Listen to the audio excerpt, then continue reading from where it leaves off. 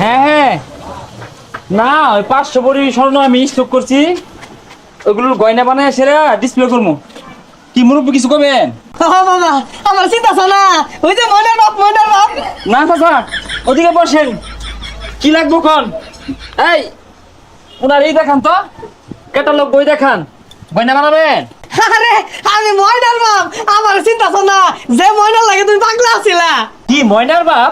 আরে ভাই চিন্তা শুন না, যে সেরির লগে ফেমর তাই বিয়া হওয়ার চাইছিলেন ওই সেরির বাপ। থুজা বাদ দে ওগুলা, ওগুলা আমার অতীত আছিন, মনে নাই। ওই সময় আমি নিঃস্ব আছিলাম, গরিব আছিলাম। হ্যাঁ, আর ময়না লয়ে নাই, আমি গয়না লয়ে আছি। ও বাবা তুমি বুঝছো বিষয়টা, আমার যে ময়না এলাও তোমার বিরাট ভালোবাসে, ময়না আর গয়না দুইটাই মিলে গেলে আমার বিরাট ভালো লাগবো। চাচা, আন্যের জি ময়না আর আমার দোয়ানের এত সুন্দর সুন্দর গয়না কোনোভাবে মিলতেছে না। আমি যখন নিঃস্ব আছিলাম, বেকার আছিলাম, কত হাতে ভাও ধরছি, প্রেম হরবার দিছুন না, বিয়াটা হরবার চাইছি, বাড়ির সামনে গেলে খেতাই দিত।